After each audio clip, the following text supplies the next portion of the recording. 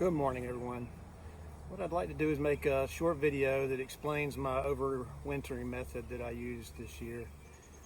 Some might call it controversial, I'm not sure, but I just want to kind of go over exactly what I did and why I did it. So first of all, I use solid bottoms year-round, even when it's hot. I have an entrance reducer in to the smallest opening to prevent robbing and to also hold the air essentially inside the hive. This one has a deep and a medium. It's how it overwintered. It happens to have the deep up top at this point, and the medium on the bottom. If I look down here and there's little brood or no brood, once it's warm enough, or if there's no brood, I'll move it to the top. But I'm going to put my veil on and open the top to show you a little bit more about what's going on inside.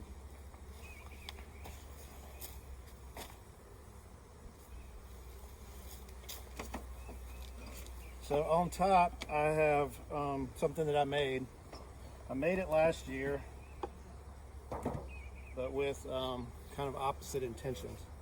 So this is about half of a 1x8, I think it was.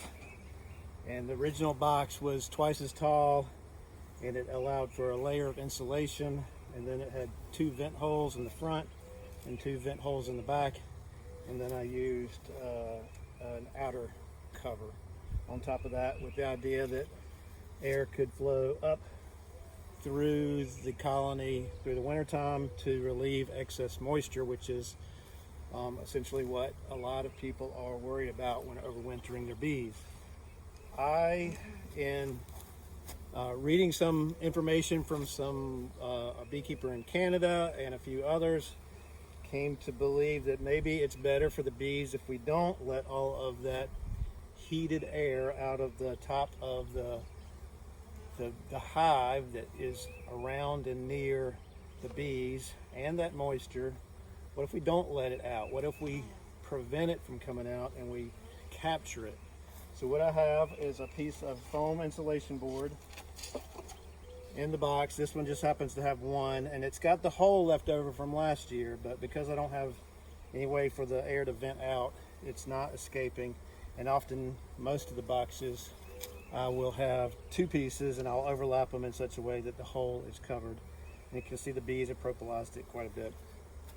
Then inside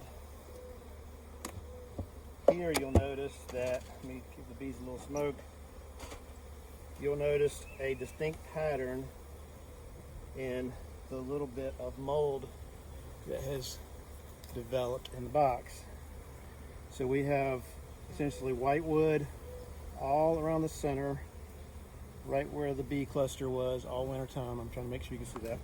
And then we've got a little bit of mold on the outside, and I can actually touch it this morning and feel a little bit of moisture. But I have always detected some mold and some moisture in the tops of all of my hives, whether they had a ventilation or not.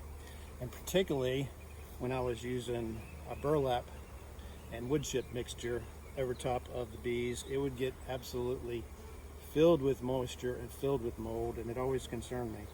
So I went with the idea of sealing the tops, allowing no moisture, but using a layer of insulation. I think in our climate that's probably optional, but for my purposes, I wanted to go ahead and give a good layer of insulation so that if the bee cluster, which was positioned just below this cover, heated themselves and created moisture, that the moisture would collect on the lid. It would stay in vapor form if it contacted the heated, insulated part of the inner cover.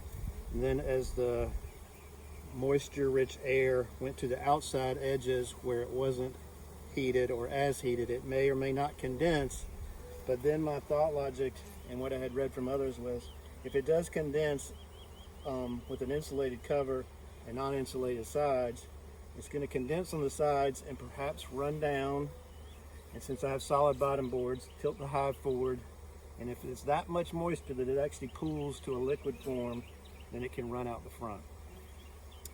In all of my inspections since we had a mild winter, this is what I've seen. At the beginning there was no mold whatsoever, but really only on the most largest colonies did I even see any moisture collection, and it was always on the outside, just like this. So I feel like there is an option. It's entirely up to the beekeeper to provide upper ventilation or not. And based on my results this year, I intend to continue to overwinter mine without upper ventilation. Again, letting them capture that moisture themselves. They will drink it. They will use it to dilute stored honey. And they will, because they can fly virtually every day of the winter in our climate, they can expel the moisture from the hive through defecation.